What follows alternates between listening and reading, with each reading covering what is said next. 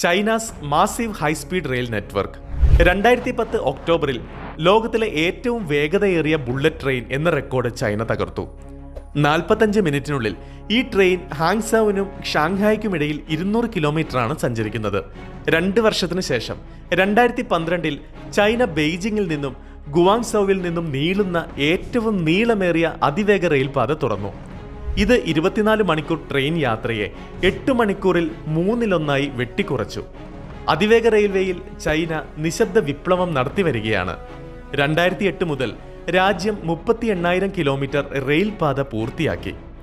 ശരിക്കും പറഞ്ഞാൽ ലോകം മുഴുവനും ചുറ്റാൻ 40,000 കിലോമീറ്റർ വേണം. ആധുനിക സമ്പദ് വ്യവസ്ഥയുടെ അവിഭാജ്യ ഘടകവും സാമ്പത്തിക അഭിവൃദ്ധിയുടെ പ്രതീകവുമാണ് റെയിൽവേ. ചൈന എല്ലാ കോണുകളിലേക്കും സ്വയം ബന്ധിപ്പിക്കാൻ ആഗ്രഹിക്കുന്നുണ്ട്.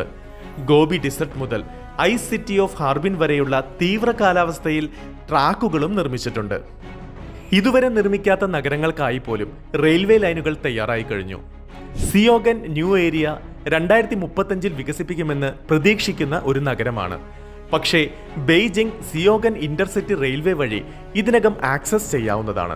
വടക്കേ അമേരിക്കയിലെ യൂറോപ്യൻ കോളനി വാസികൾക്ക് സമാനമായ ഒരു തന്ത്രമാണിത്. അവർ പിന്നീട് നിർമ്മിക്കാൻ ഉദ്ദേശിച്ച പട്ടണങ്ങൾക്കും നഗരങ്ങൾക്കും റെയിൽവേ ലൈനുകൾ നിർമ്മിച്ചു. ഇന്നും അവർ എൻവലപ്പ് തള്ളാൻ ശ്രമിക്കുന്നുണ്ട്. 2022 ജനുവരിയിൽ ഫ്യുക്സിൻ ബുള്ളറ്റ് ട്രെയിൻ ഡ്രൈവറുടെ സഹായമില്ലാതെ യാത്രക്കാരെ കയറ്റി. ലോകത്തിലെ ആദ്യത്തെ ഡ്രൈവറില്ലാത്ത ബുള്ളറ്റ് ട്രെയിൻ ആയിരുന്നു അത്. എന്നാലും ചൈനയുടെ റെയിൽവേ വിപ്ലവത്തിന് എതിരാളികളുണ്ട്.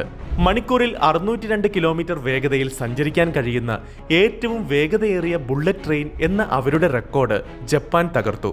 എന്നാൽ അതിവേഗ റെയിലിന്റെ വലിപ്പവും വ്യാപ്തിയും കണക്കിലെടുക്കുമ്പോൾ ചൈന അതിൻ്റെതായ ഒരു ലീഗിലാണ്. ചൈന അതിൻ്റെ റോഡുകളും റെയിൽവേയും അതിവേഗം വികസിപ്പിച്ചുകൊണ്ടിരിക്കുമ്പോൾ കൂടുതൽ മഹത്തായ ഒരു അടിസ്ഥാന സൗകര്യ പദ്ധതിയും അവർ ഏറ്റെടുത്തിട്ടുണ്ട്. ക്രമേണ ചൈന സ്പേസ് റേസിലേക്കും പ്രവേശിക്കുന്നുണ്ട്. പലപ്പോഴും തുല്യത കൈവരിക്കുകയും ചില സന്ദർഭങ്ങളിൽ USA-യും റഷ്യയും കൈവരിച്ച നാഴികക്കല്ലുകളെ മറികടക്കുകയും ചെയ്തു. നിങ്ങൾക്ക് ഈ വീഡിയോ ഇഷ്ടപ്പെട്ടെങ്കിൽ ദയവായി ലൈക്ക് ചെയ്യുക, സബ്സ്ക്രൈബ് ചെയ്യുക. പുതിയൊരു വീഡിയോയിൽ നമുക്ക് വീണ്ടും കണ്ടുമുട്ടാം. അതുവരേക്ക് ഗുഡ് ബൈ.